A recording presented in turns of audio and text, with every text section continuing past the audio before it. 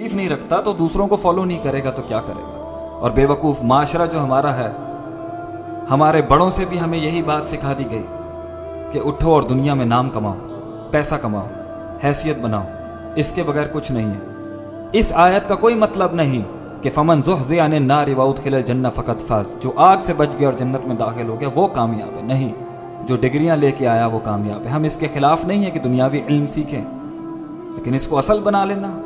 16-16 साल बच्चों को इसी तालीम के अंदर रखना कि वो 25,000 की नौकरियां करें और दीन से गाफिल, बिस्मिल्लाहिर्रहमानिर्रहीम का तर्जुमा भी नहीं आता, और इससे थोड़ा ऊपर का इल्म कि उसकी नाहवी सरफी तरकीब क्या है, ग्रामर और अरबी ग्रामर के उसमें रूल्स कौन से हैं, कुछ नहीं पता।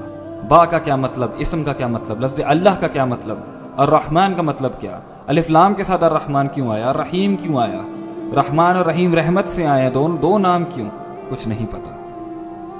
10-10 साल मैट्रिक और ओ लेवल के सिस्टम के बच्चों से आप उठा के पूछें ला इलाहा इल्लल्लाह का मतलब क्या है, तो आवाम कह देती है अल्लाह एक है, वो तो कुल हुवल्लाहु अहद का तर्जुमा है। जहालत इतनी बड़ी, और सवाल इस चीज़ पर कि अमन और सुकून क्यों नहीं है।